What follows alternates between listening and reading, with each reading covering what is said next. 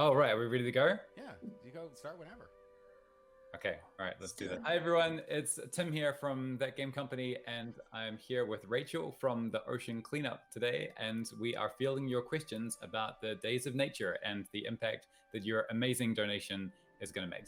She's going to be talking with us about the impact of those donations and how that money is going to be put to use and the story of Ocean Cleanup. So I want to lead by saying, thank you again to everybody for the ways that you supported the event and the project, from buying the capes and playing the quests and engaging with the nature-themed prompts and talking about your love for the ocean and ocean animals, and even doing this incredible fan art. To everyone who donated, I just wanted to say thank you on behalf of the entire team with a big, sincere thank you. Thank you so much. So through the sales of the event, we raised over $520,000, which is going over to the Ocean Cleanup. The first question we have is from That Sky Fox, asking what the donation is going to go to. So the Ocean Cleanup is a nonprofit, and everything that is donated to us goes directly into our mission. And your amazing donation is going to go into our next trip back to the Great Pacific Garbage Patch. We're redeveloping System 2, that's our ocean system, and we're going to deploy it this summer.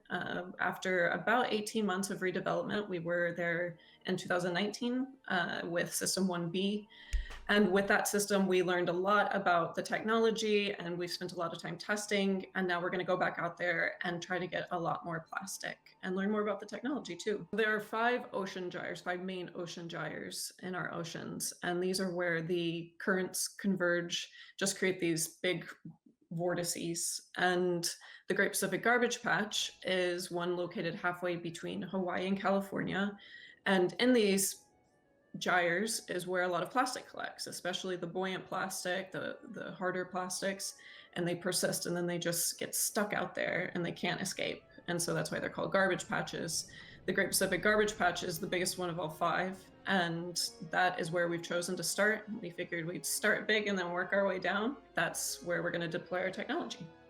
So the next question we have is from community member Noob Mode, and they ask, how much plastic have you caught so far through the cleanup? For many years, we've been doing a lot of testing and research into the problem, because we believe that to solve a problem, you have to first understand it. So we've spent a lot of time leading up to deploying these ocean systems and our river interceptors. So we just recently announced that up to date, we have collected just over 1 million pounds, which I think is about 460,000 kilograms. Yes, about 460,000 kilograms.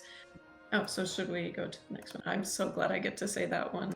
So our next question is from Butter Hoarder, and I really like this question. It says, how can our inaction on ocean cleanup affect nature and us if we don't act on it? And I think when it comes to plastic in our oceans and in our waters, it affects everyone. The plastic is contaminated, it ruins waters, it breaks down into these small microplastics, and fish ingest it, and it works its way into the food chain, a food chain that involves us. We are even eating plastic when we're eating fish or even drinking water. And so the longer this plastic is in the ocean, the longer it's there to break down. It's permeating our lives, I think, figuratively and literally. And so inaction, if we leave it there, it's just going to get worse. And that's kind of another reason we chose to clean up the Great Pacific Garbage Patch, because it's in between Hawaii and California. It's in international waters. It's no man's land. So no one had taken it on themselves to try to clean it. And so we thought we should clean this up. It's a very simple idea, not as easy to accomplish, but just as important. What's important to realize is that there's not just one solution. This is such a multifaceted problem. So it needs to be approached from a lot of angles. The plastic out there is going to keep polluting. And again, like, if nobody does anything, it's just going to get worse. So we do need more action upstream throughout the process. Right now, the plastic is still there and it needs to be cleaned up. So this is what we've chosen to approach it from, but we applaud and encourage all the other efforts along the chain. The longer we wait, the worse it's going to get. And I don't think we have that time. These animals don't have that time. Our next question comes from Nightzel, and they ask, what do we do with the plastic? Where do we place it? Is it recycled? And that's also a really good question. I think all the questions are great, of course. One of the ideas since we started was try to find a way to make cleanup sustainable. We wanted to help the cleanup pay for itself. And we knew that once we started getting this plastic, we needed to do something with it. So we thought we could try to turn it into something. And we made, I'm going to show you, the Ocean Cleanup sunglasses, which are pretty cool. The frames are made with plastic that we removed from the Great Pacific Garbage Patch.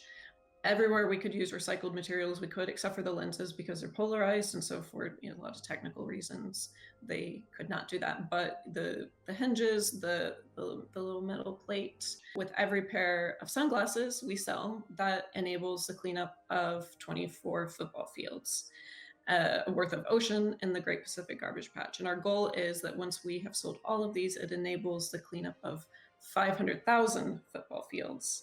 And in turn, the plastic that we went out and caught initially, we made into a product, and then that helped fund the next cleanup. And then we would like to keep doing that. So let the plastic clean up more plastic. The next question's from Nightzel as well, and they ask how many ocean cleanup staff are involved in the team and the missions? Currently, the Ocean Cleanup team is made up of about 100 people, and we're made up of engineers, scientists, computational modelers, lawyers, finance people, communications professionals.